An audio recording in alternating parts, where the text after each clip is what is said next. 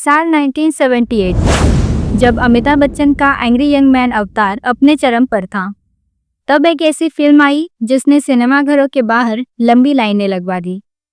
प्रकाश मेहरा और अमिताभ बच्चन की जोड़ी ने जंजीर और हेरा फेरी जैसी फिल्में तो दी थी, लेकिन मुकद्दर का सिकंदर ने जो इतिहास रचा वो आज भी कायम है।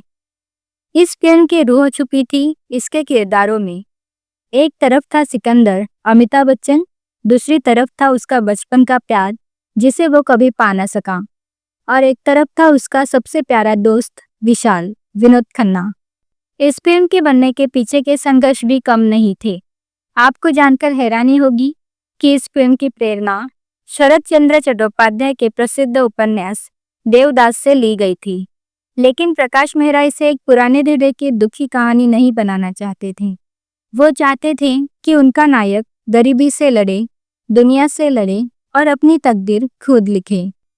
इसीलिए इस फिल्म का नाम मुकद्दर का सिकंदर रखा गया। क्या आप जानते हैं कि अमिताभ बच्चन को इस रोल के लिए कितनी मेहनत करनी पड़ी थी? सिकंदर का वो स्वैग, वो भारी आवाज और वो दर्द भरी आंखें, इन सब ने मिलकर इस फिल्म को एक कल्ट क्लासिक बना दिया। बात करते हैं इस फिल्म की कास्टिंग की। प्रकाश मेहरा की पहली पसंद हमेशा से अमिताभ बच्चन थे, लेकिन विनोद खन्ना को विशाल के रोल के लिए राजी करना इतना आसान नहीं था। उस दौर में विनोद खन्ना और अमिताभ बच्चन के बीच एक अघोषित कोल्ड वॉर चलती थी।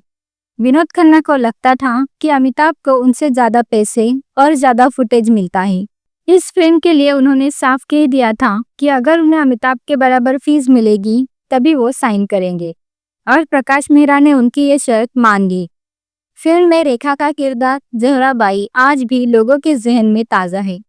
सलामे इश्क गाने में रेखा की नज़ाकत ने दर्शकों का दिल जीत लिया था, लेकिन इस रोल के पीछे भी एक कहानी है। शुरुआत में इस रोल के लिए रीना रॉय को देखा जा रहा था, क्योंकि रेखा उस समय भारत से बाहर थी और शूटिंग में देरी हो रही थी।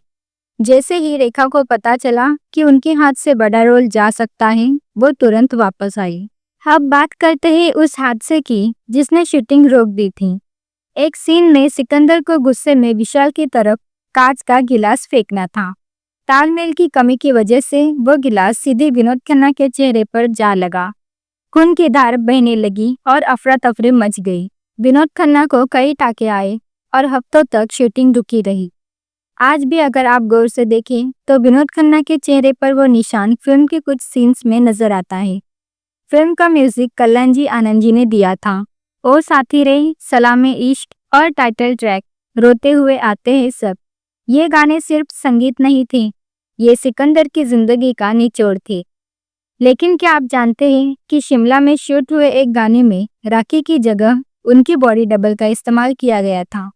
जी हाँ, क्योंकि राखी समय पर शूटिंग लोकेशन पर नहीं पहुंच पाई थी और फिल्म का बजट और समय बचाने के लिए प्रकाश मेहरा ने ये जोखिम भरा फैसला लिया था। फिल्म जब रिलीज हुई तो इसने वो कर दिखाया जो आज के दौर की फिल्में सोच भी नहीं सकती। लेकिन क्या आप जानते हैं कि एक वक्त ऐसा भी आया था जब प्रकाश मेहरा को लगा कि फिल्म फ्लॉप हो जाएगी, और फिल्म के एंडिंग को लेकर अमिताभ बच्चन ने क्या बड़ा बदलाव कराया था।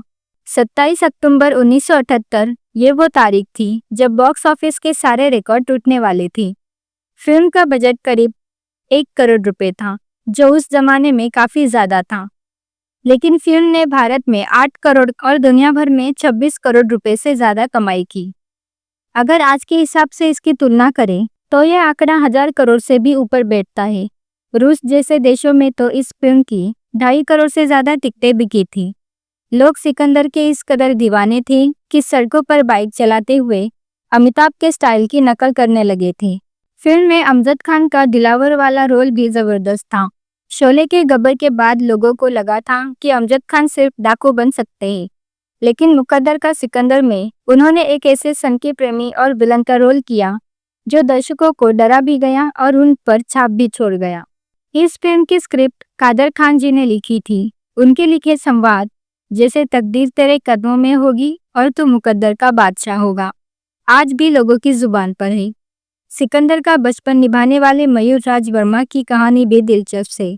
उनकी मां ने प्रकाश मेहरा तक पहुंचने के लिए पत्रकार का भेष बनाया था ताकि अपने बेटे को यह रोल दिलवा सके, लेकिन इस फिल्म के साथ एक बहुत बड़ा दुर्भाग्य भी जुड़ा है। फिल्म ने 9 फिल्म फेयर नॉमिनेशंस हासिल किए, लेकिन हैरानी की बात यह है कि इसे एक भी अवार्ड नहीं मिला। आखिर क्यों बॉलीवुड ने उस साल इस मास्टरपीस को नज़रअंदाज किया? क्या इसके पीछे कोई बड़ी साजिश थी? फिल्म का अंत बेहद इमोशनल था। सिकंदर, जिसने पूरी दुनिया जीत ली थी, वो अपने प्यार के लिए अपनी जान दे देता है। वो अपने दोस्त विशाल और अपनी पसंद की लड़की राखी को मिला देता है। ये बलिदान ही सिकंदर को मुकद्दर का सिकंदर बनाता है। फिल्म के अंत में जब वो दम तोड़ता है तो सिनेमाघरों में बैठा हर शख्स रो रहा था। अमिताभ बच्चन के करियर की ये टॉप 3 फिल्मों में से एक है। इसके बाद विनोद खन्ना ओशो के आश्रम चले गए और अमिताभ की बादशाहत और भी मजबूत हो गई। बहुत से लोग कहते हैं कि अगर विनोद खन्ना बॉलीवुड नहीं छोड़ते तो शायद अमिताभ बच्चन का मुकाबला करने वाला कोई और होता। इस फिल्म ने तेलुगु और तमिल में भी अपनी जगह बनाई, जहां इसके रीमेक प्रेमा तारंगलु और अमर काव्यम नाम से बने। ये फिल्म सिर्फ एक कहानी नहीं है, बल्कि ये सिखाती है कि चाहे परिस्थितियाँ कैसी भी हो, अगर आप में लड़ने का जज्बा हो तो आप अपनी किस्मत खुद लिख सकते हैं। आज 45 साल बाद भी जब हम इस फिल्म के बारे में बात करते हैं तो वही रोमांच और वही दर्द महसूस होता है।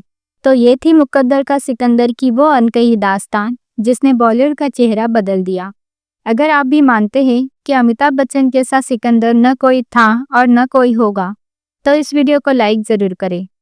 और हाँ, हमारे चैनल को सब्सक्राइब करना ना भूलें। मिलते हैं अगले वीडियो में। धन्यवाद।